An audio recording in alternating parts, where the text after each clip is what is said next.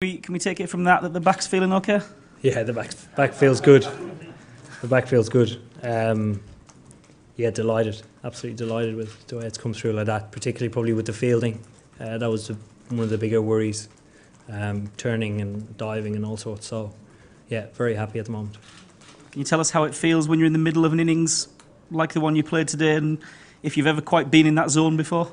Yeah, never have I ever thought that I could play a knock like that. I'm delighted that I have.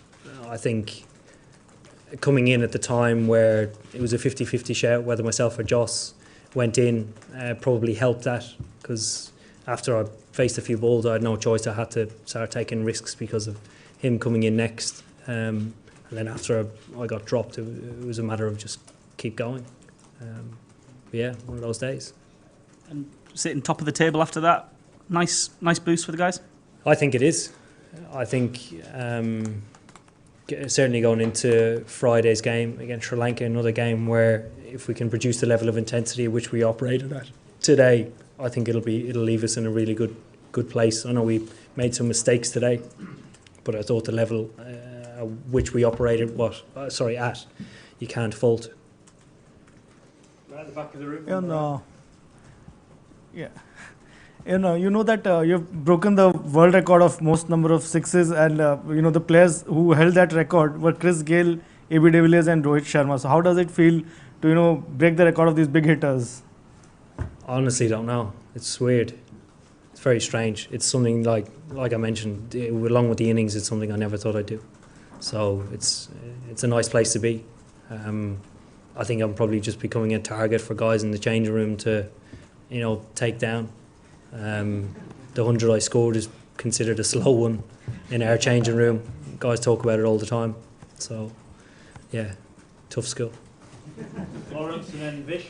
Eoin, were there moments when it was tough on your back taking quick singles at all, and did that actually help you go for the big shots? Yeah, well, I think myself and Joe aren't the quickest anyway, so it's not really an issue. But turning and stuff, there was a little. Yeah, it took a bit of time before I could get confidence moving. And did that help you with your decisions to actually go for broke? To go, yeah. No, it was just a time where I had to take it on.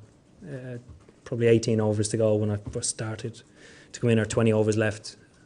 So it was go time. Vish? Eoin, have you been doing anything? Sorry.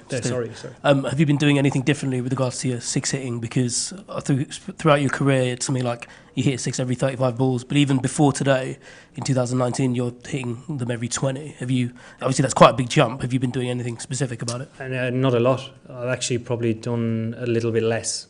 I think it's just sort of where I'm looking to score has changed over the course of my career. I think I've scored a lot squarer early on in my career, whereas I look a little bit more down the ground now. And I think when you look down the ground, your mistake is almost going to look square, which still gives you a chance of hitting a six.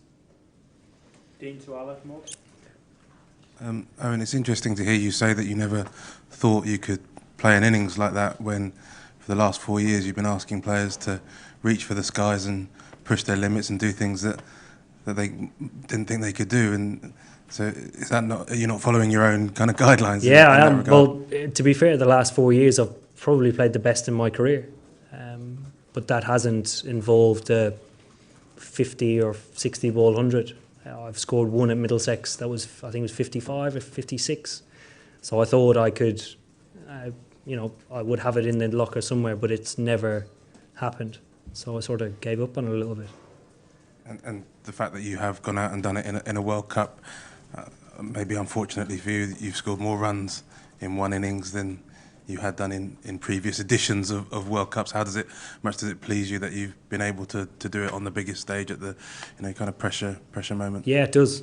It does. Simply, the Champions Trophy 2 years ago, I had a couple of scores. I would have liked to have gotten more. But this is where it matters. All the work over the last 4 years, over the course of my career, it's all sort of comes to the front now. Your team has already certain to qualify for the semi-final, and then semi-final stage is very crucial. So you will play with the same strategy, or you have a special thing some for the semi-final stages? No, nothing special. Nothing Keep it simple. special. Yeah, Okay. keep it simple.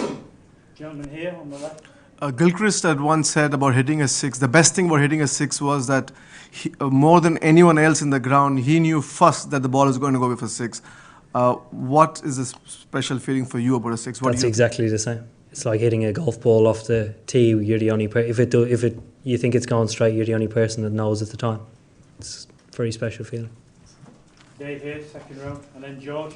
I'll take a few more on this side. Oh, now, how touch and go were you to play in this game this morning, and did you have to have any painkilling injections or anything like that? To be honest, this morning went pretty smoothly. Early start, getting my back hot and all the muscles moving. I didn't have any injections this morning. I just had medication like tablets for today's game. So yeah, it was good. I got down to the ground early, had a little bit of a fitness test, a little bit of a bat, and I was just good to go. George on the end there. Then Guy, and then we'll take one more. The gentleman at the front, then we're done. Cheers. Well batted. When you came in, were England about on target, or did you think you needed to? We were on target for 280, 290, maybe 300.